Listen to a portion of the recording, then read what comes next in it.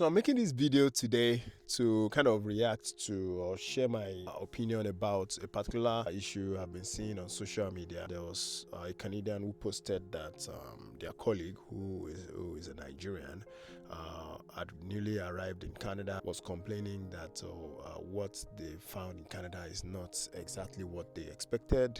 The guy feels bad or feels lied to because of the fact that things are kind of tough in Canada, and his wife has been forced to look for work instead of staying at home to take care of the family and all that. So I thought to react to that. Well, I responded to that tweet, and that's basically what I'll be discussing today. There are some things that new immigrants coming to Canada in 2024 should know. Yeah, before coming here. There are some things you should know, some things you need to hold in your hands, while preparing to land in Canada right now. Let's talk about it. So, if you're someone like me who has decided to uproot themselves from their home country and move to a new country like Canada, there are just some things that you need to do, right? There are some things that you need to know so that you will not be surprised, right? Don't be like one of those people who get to Canada and they are shocked by the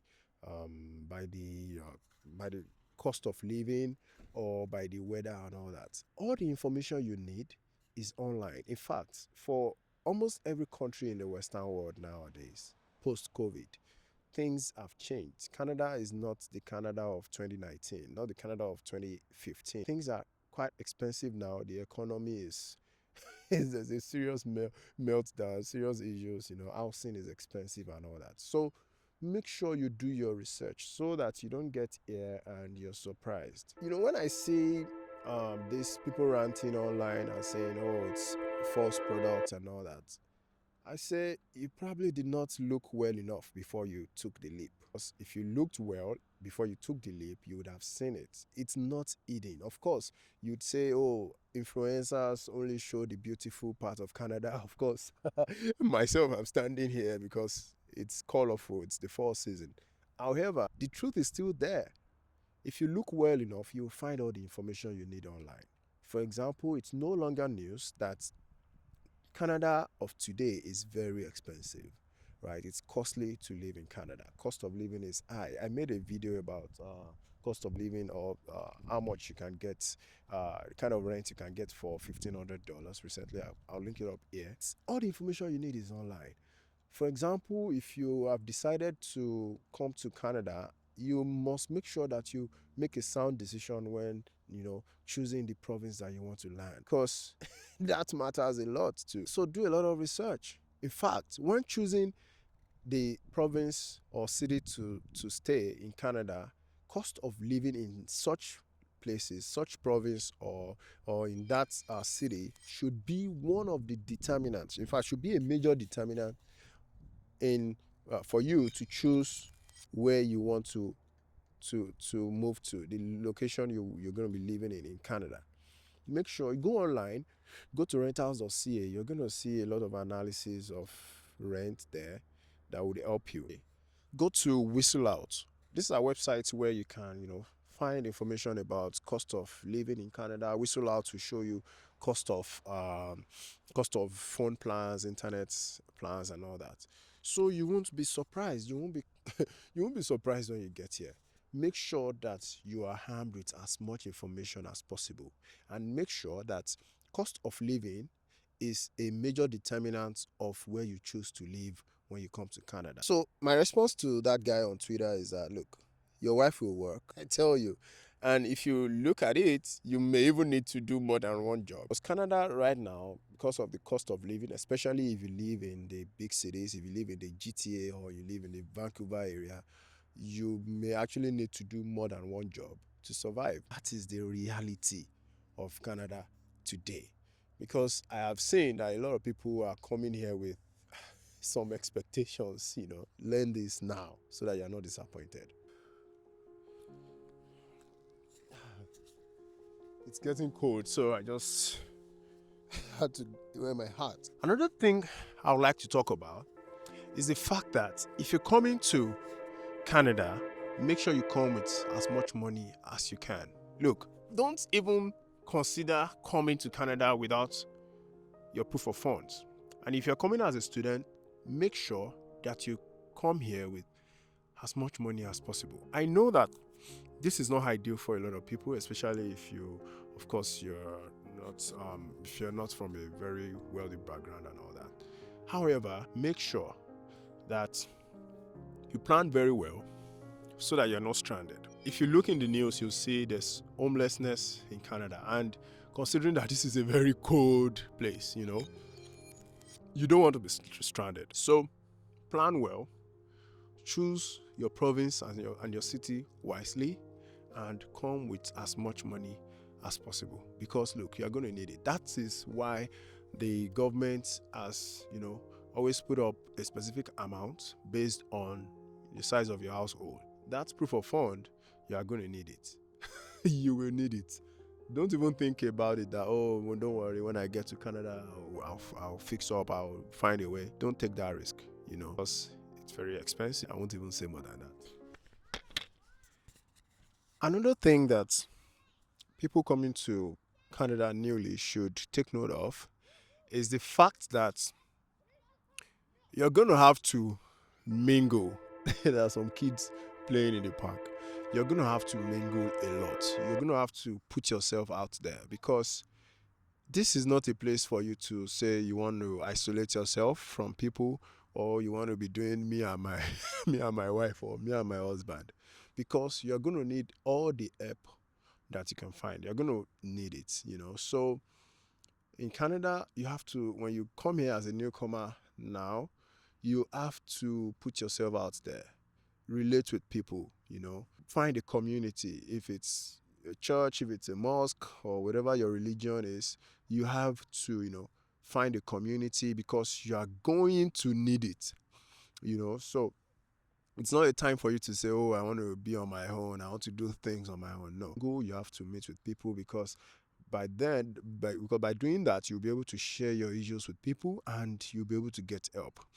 Of course, I know that it might be difficult to actually find the right people, but you have to put yourself out there and look for the right people, so that they can help you. And talking about mingling or putting yourself out there, you must be ready to make use of settlement resources. There are settlement resources out there that their own function is to help new immigrants to settle in.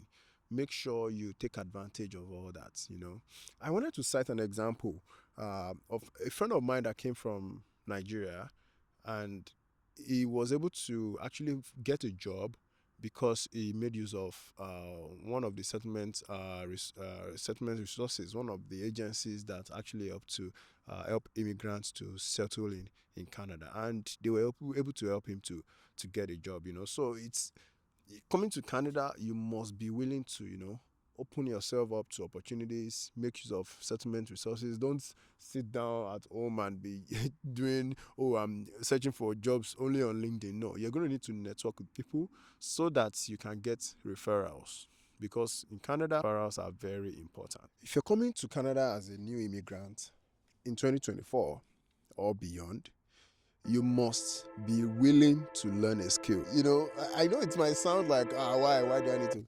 Yes, you need to learn a skill. Things like basic troubleshooting, plumbing, fixing electronics, little electronics and all that. You would need those skills. Cutting your own hair, because these things are very expensive. For example, recently I had a little plumbing issue, and trying to reach out to a plumber would cost me, just for the plumber to come to my house, it's going to cost me nothing less than $100. So it was something that had to do with my HVAC, and that's the heating and AC system. It was leaking, and I had to, fix it. I had to go on YouTube and do a lot of search, and I fixed it myself.